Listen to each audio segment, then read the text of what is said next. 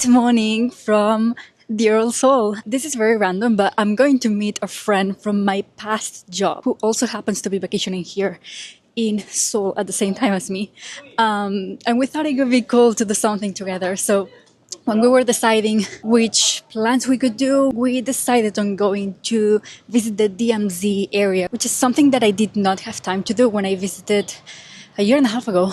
Actually, it feels like it hasn't been that long, to be honest. Like, it generally feels like I'm back home in a weird sense because, like, I've only spent like 3 weeks before in South Korea, and a lot of things already feel so familiar that it just feels like being back home in a way. So yeah, I'm right beside the underground station. I need to run. We have a bus to take. We booked a tour through Booking, and yeah, we're going to see the demilitarized zone with the North Korean border today. Let's go. So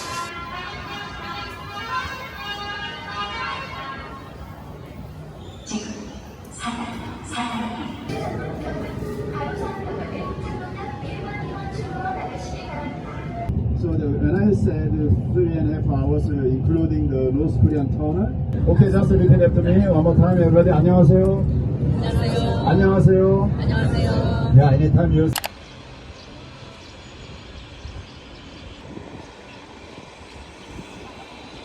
So I asked the guide if filming was allowed here because he mentioned in the bus ride that there's some areas where you cannot take pictures, but generally you can. He will tell us when we're not allowed to take pictures. So I asked him if filming was allowed, and he said that it was okay. Just so you know, if you come here.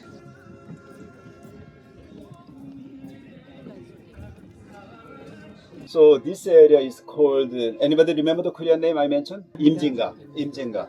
So this imjingak is the northernmost area. Without permission, they cannot go further. So they stop here. Usually on the weekend, they come here and they have a good time and then they go back to Seoul. Okay? And then this imjingak, originally we call it a park, I mentioned, but it's a park for separated families. During the Korean War, it was a 3-year war, and then more than 10 million people were separated between South and North Korea. And then more than 3.9 million casualties. More than 2 million civilians were killed during the war. So 3.9 million and then more than 10 million separated families. As they cannot go further to North Korea, they actually installed many monuments around here. So before the Korean War, there were two railways. One of them is this one. And then let me show it to you later. There's another one to the left side. That's the iron capped one. There are two railways. But after the Korean War, they were disconnected. Called Imjin. This area, Imjingak Park. The name of the river is Imjin River. This red line is the military demarcation line. We call it MDL. I'll just say MDL now, okay? That means this area is north from this map. And then 2 kilometers to the south, that's SLL of the DMZ. I mentioned 2 kilometers wide. But as you can see, this North Korean tunnel, it was discovered within DMZ. So they actually moved the line in front of the tunnel. That means that this area actually broke the rule, not 2 kilometers wide, much narrower. So we are here now. So from here, like 7 kilos away. Okay, and then soon we'll take the bus from here and then cross this unification bridge, and then we'll go to the tunnel and then observatory and the village. I mentioned the lunch, right? Like this 3 spots, 3.5 hours, and then we'll not stop by here again. We'll go directly to the suspension bridge this afternoon.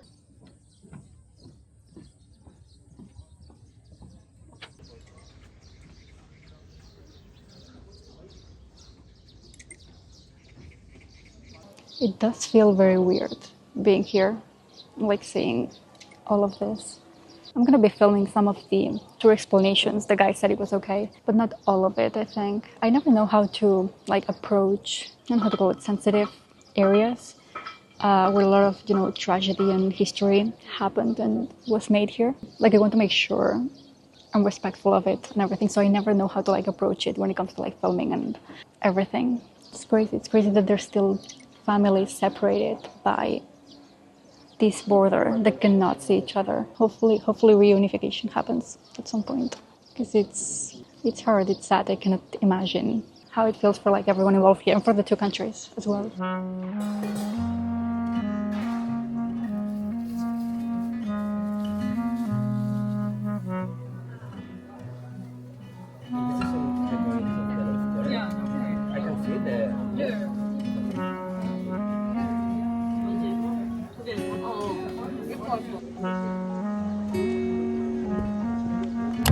unification bridge, nicknamed the Power Bridge. Now everybody look at all the way to the left side. Isn't it beautiful? The Freedom Bridge. Many prisoners came to South Korea for freedom. And then there's the blue line. Can you see it? You ready? Yeah, that's the beginning of the DMZ. Okay? In 1974, one of the North Korean tunnel surveyor, Mr. Kim, defected through the DMZ, came to South Korea, 1974. And then he gave us the information, the intelligence. Oh, North Korea is now digging the tunnel to do the surprise attack. The total length of the North Korean tunnel underground is 1 mile, 1,635 meters. But from the military MDL, from military demarcation line to the south, it's 435 meters infiltration. We installed 3 blockade. So today your tunnel experience among the 435 meters, 265 meters. So just imagine you go down there 358 meters, and then you experience the North Korean tunnel 265 meters, and then come back. And then when the tunnel was discovered, North Korea insisted it was actually not a infiltration tunnel, it was a coal mine. So they painted the tunnel black at the time. Anyway, this is a kind of one of the evidences of the North Korea's provocations. Actually, when I was here as a DMZ officer, I was the platoon leader of this tunnel. So I was in charge of this tunnel for 1 year with my 20 soldiers. To your left side, that's the military bunker. It was my quarter. I lived there for 1 year. And my office was there. They don't use it anymore, closed. And then to your right side, this is now my soldier, over 20 soldiers lived there. So with my 20 soldiers, but now they use it as a civilian office, like that. If you have any kind of claustrophobia or any kind of cardiac, it'll be a challenge. So you should be careful.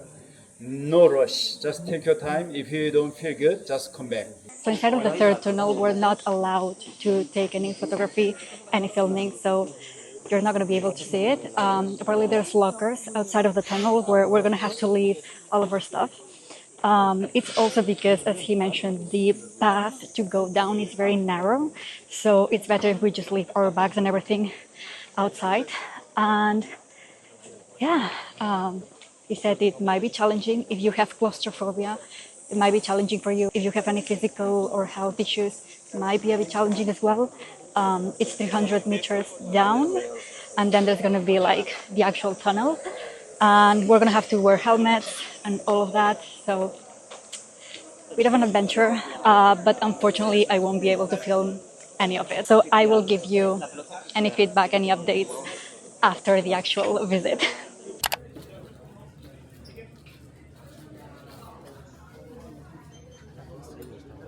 What are these souvenirs, man?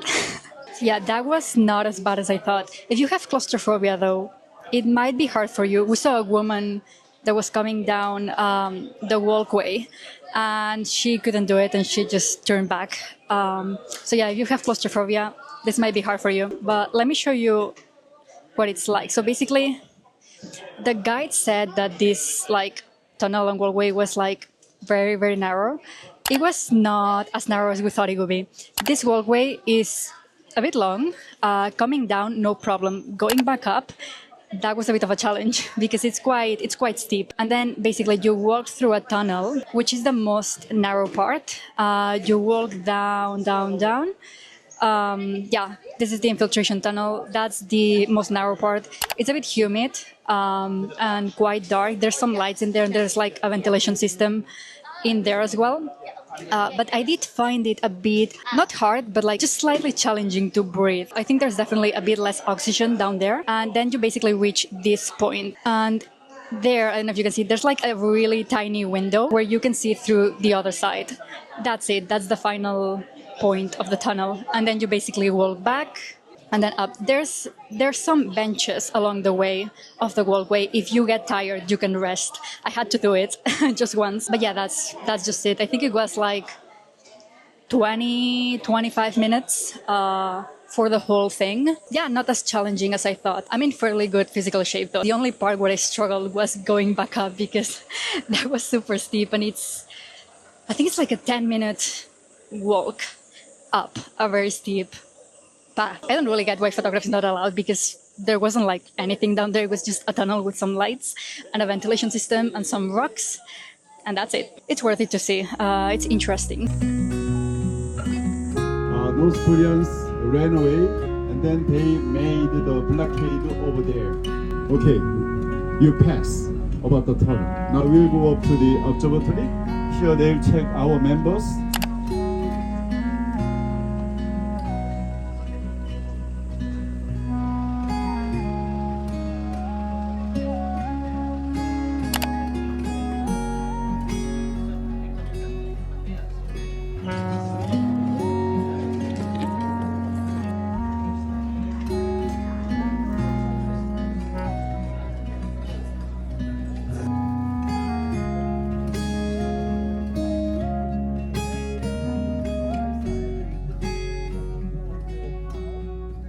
Yeah, everybody, what's the name of it? Crash landing on you. Oh, thank you so much. Crash landing on you. Hey, Aina, can you give us some brief explanation about it? Just 1 minute. Aina is there. Where's Aina? Yeah. Yeah, please. You are the representative. Everybody pay attention, okay? Listen carefully. So it's a woman that is rich and she flies in a parachute and a tornado comes and she flies to North Korea basically. And she has to find her way back to South Korea. Hey, did you understand the map? Excellent. Thank you so much. Everybody, what should we do? You should put your hands together. Manners. Yes, thank you so much. And say in Korean, how do you say? 감사합니다. Everybody together, 감사합니다, 아이나.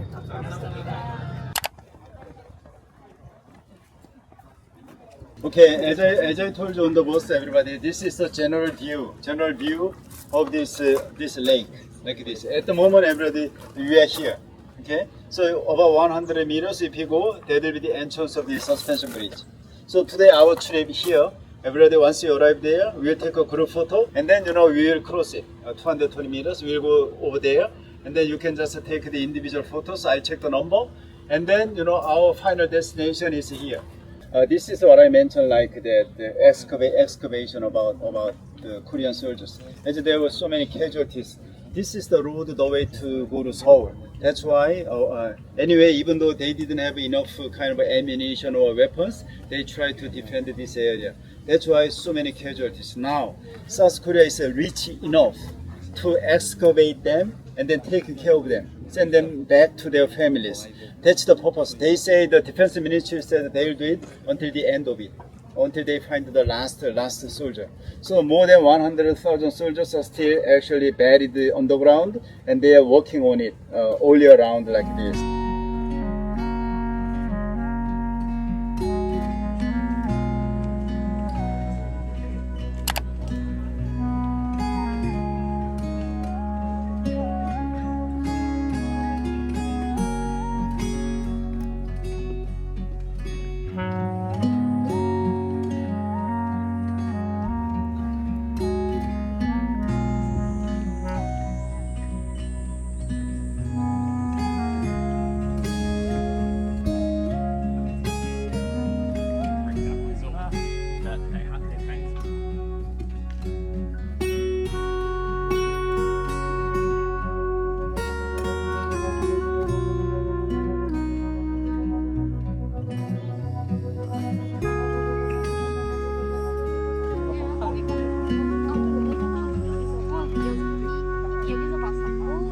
I really recommend this tour. I think it's been really worth the money. We paid 50 euros for it, but the guide has been super interesting to listen to. He's been explaining everything about the Korean War and everything that went down with every single place they revisited. It's also very interesting because he told us that he was in the military for 7 years, I think it was. He's lived in these places that he's taken us to. Like he went up the ranks, he's shown us pictures of when he was working here as a military. And so yeah, he has like first-hand experience with all of this, with all of the history and with how everything works. So he was also really encouraging of like asking questions. He was joking about, if you don't ask a question by the end of this tour, you can't get off the bus. Like even if you ask me where is the toilet, I will count that as a question. He's been really nice, really open to anything we might want to know. And so yeah, it's been really worth the money. We booked this through booking.com. You could book just the DMZ tour without the suspension bridge. That was one of the options. It was a bit cheaper, but we thought it would be a bit more interesting to like book something extra along it. Also, I did not film much in the observatory deck because filming and photography was not allowed. Like the guide warned us beforehand, but there are signs everywhere warning not to take photographs because they will take legal action against anyone that does not follow this rule. And there was even one sign that said there were penalties up to 3 years in prison if they caught anyone taking pictures of like the facilities and the area. So be warned, do not take any pictures or film anything inside of the observatory. The guide told us that since that was one of the areas that's closest to North Korea, the two Koreas are often watching each other closely from each like border, each standpoint. So yeah, just for everyone's safety, no photography, no filming, and no going outside of the area and of the group is allowed. But as long as you follow that rule, you'll be fine. But yeah, that was the reason I could not film anything. I wish I could because I literally saw North Korea with my own eyes. Like there were basically a lot of like mountains and hills and stuff, but there were also like 3 cities/towns that you could see from the deck. And one of them, it's known as Propaganda Town because the North Korean government built it, but no one actually lives there. And that particular place has like a really big pole with a North Korean flag on top. And we could see that from the deck. We could literally see a North Korean flag waving in the air. And that was kind of not impressive. What's the word in English? Impacting? And it was kind of hard to believe. Like that's the country that you hear about in the news constantly, that keeps its people prisoners and hungry and you know everything they do over there. So that was impacting and crazy to see that it was just on the other side of that glass window. Pity I couldn't film anything, but you can just search for pictures online. I'm sure there's some official ones.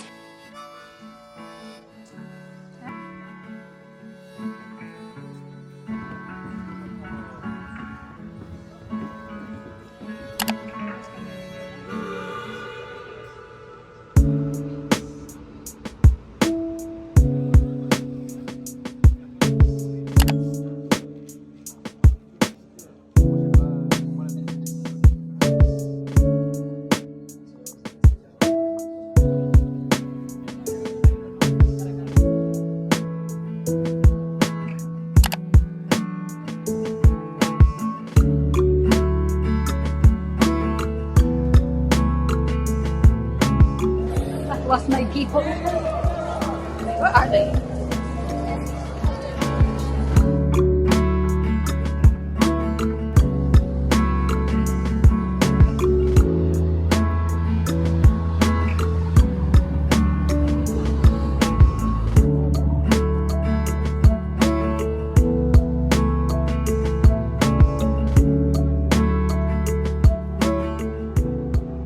Well, I'm about to reach my Airbnb for tonight. I think this day trip to the DMZ might be enough for one single vlog, so I might leave it here for the time being at least. I still have 2 more weeks in Seoul and not really that many plans, so I need to do some research about what else I can do around here that I still haven't done, that I didn't do last time. So stay tuned for the next few vlogs if you'd like. There's some interesting things coming. This week I have an appointment at a Korean hairdresser, and I also have an appointment at a skincare clinic for a treatment that I'm not going to spoil just yet. So yeah, I'm basically here, and I will leave you guys until the next vlog. Bye!